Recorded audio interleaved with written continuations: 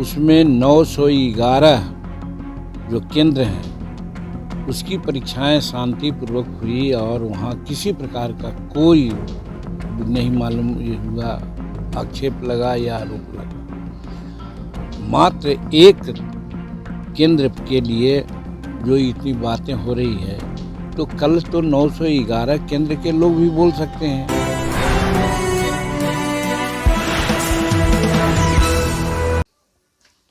देखिए, लालू प्रसाद जी उटपटांग बात बोलने के लिए प्रसिद्ध हैं और उनके उटपटांग भाषा को कुछ लोग समझते हैं, इसलिए उन्होंने वैसा कहा है।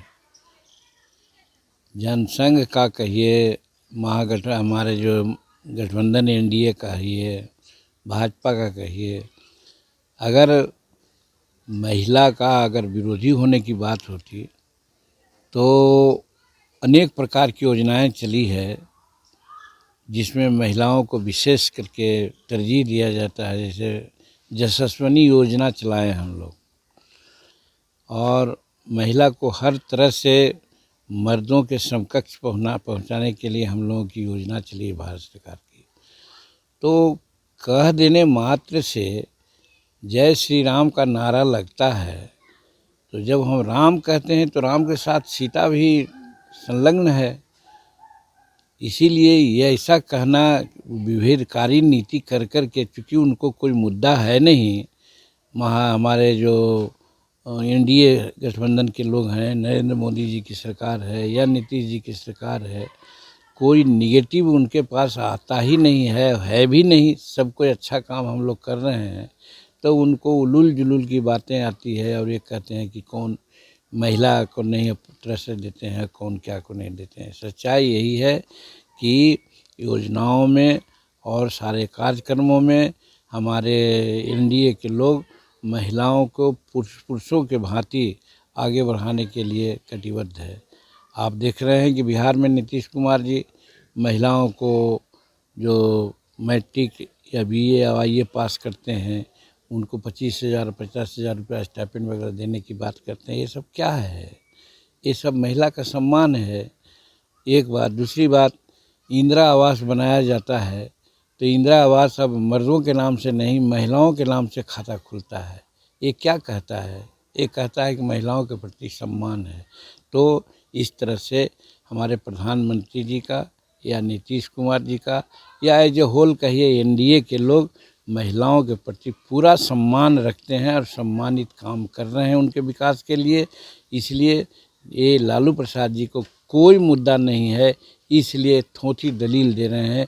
उनके इस दलील को हम थोथी दलील मानते हैं।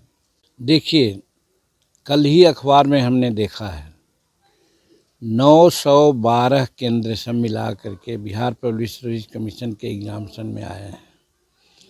उसमें 911 जो केंद्र हैं उसकी परीक्षाएं शांतिपूर्वक हुई और वहाँ किसी प्रकार का कोई नहीं मालूम ये हुआ आक्षेप लगा या आरोप लगा। मात्र एक केंद्र के लिए जो इतनी बातें हो रही है, तो कल तो 911 केंद्र के लोग भी बोल सकते हैं कि भाई हमारा क्या गलती थी कि हमारी परीक्षा को आप ये किए। तो कहने का मतलब लार्जर इंटरेस्ट में सरकार काम कर रही है। एक कुछ हज़ार लोग ऐसे हैं और वो लाख में आ जाएगा, तो हज़ार की बात सुनी जाए कि लाख की बात सुनी जाए। हम समझते हैं कि 911 केंद्रों के बच्चों का भविष्य देखते हुए एक बच्चों के मांग को अगर दरकिनार करके कहा गया है तो कोई गलत नहीं किया गया है। और फिर उनकी परीक्षा तत्काल ली जा रही है, डेट फिक्स हो गया है। वो लोग क्यों चिंतित हैं? वो परीक्षा दें, परीक्षा दे करके पास करेंगे, सभी का रिजल्ट एक तरह से होगा। तो फिर रद्द करने की बात क्यों कर रहे हैं? लाखों बच्चों के भविष्य बर्बाद करने की बात क्यों कर रहे हैं? ये जमहूरियत है, जमहूरियत में मेजॉरिटी मस्ट बी ग्रांटेड। 911 केंद्र का भविष्य हम देखें कि एक केंद्र का भविष्य देखें। इसलिए ये जो कहते हैं ये राजनीतिक बात है, इनको कोई मुद्दा नहीं है, इसलिए राजनीति कर रहे हैं। यहाँ पर हम कहना चाहते हैं कि बहुत डिंग हाँकते हैं तेजस्वी प्रसाद कि हम डिप्टी चीफ मिनिस्टर होते भर में इतना लाख लोगों को नौकरियां दिया, शिक्षकों का और क्या क्या, तो उस समय कहाँ चले गए थे? उस समय तो कम से कम कोई योजना तो लागू करते, तो उस समय तो सूझा नहीं। अब जब देख रहे हैं कि हमारी स्थिति अब गड़बड़ है, तो लोग लुभावन नारा देना चाहते हैं कि हम इतना देंगे। मैं भी बात को मानता हूँ। अब बिहार सरकार के लोग सोच रहे हैं कि मात्र 400 पेंशन से काम नहीं चलने वाला है, उनका पेंशन बढ़ाया जाएगा, ससमय बढ़ाया जाएगा, ठीक बढ़ाया जाएगा। इसलिए उनको चिंता करने की ज़रूरत नहीं है। बिहार सरकार सबके बारे में सोचती है। देखिए, ये बात सुनना हमने भी सुनी थी कि उन लोग कहे कि भाई बीजेपी के कोई विधायक उनके संपर्क में है, एमपी उनके संपर्क में है। उसी तर्ज में हम लोग की भी बात राजद के बहुत लोगों से बात होती है। वो लोग सब कोई, लालू जी की बात कुछ दूसरी है। तेजस्वी के नेतृत्व से बहुत लोग खफा हैं, सब समय के इंतज़ार कर रहे हैं। इसलिए हमने कहा था कि हमारे भी संपर्क में ढेर लोग हैं, मौका की तलाश में हैं कि इनके जो रवैया है, लोगों से मिलते नहीं हैं, बातचीत नहीं करते हैं, अनुभव नहीं इनको है, इसीलिए इनसे ऊब करके लोग कहते हैं कि लालू जी का समय गया, अब नीतीश के नेतृत्व में, तेजस्वी के नेतृत्व में सरकार नहीं बनने वाली है, इसलिए इनसे ऊब करके लोग दूसरे जगह सोच रहे हैं। वैसी परिस्थिति में कुछ लोग हमारे साथ भी बात करते हैं। नहीं, वो तो ख्याली पुलाव बना रहे हैं, वैसी कोई बात नहीं है। तो नीतीश कुमार बहुत पहले बोल चुके हैं कि हमसे जो गलतियां हुई वो गलती हम लोग दोहराएंगे नहीं, किसी भी सूरत में हम किसी भी गठबंधन में नहीं जाएंगे, हम एनडीए के साथ हैं, एनडीए के साथ रहेंगे।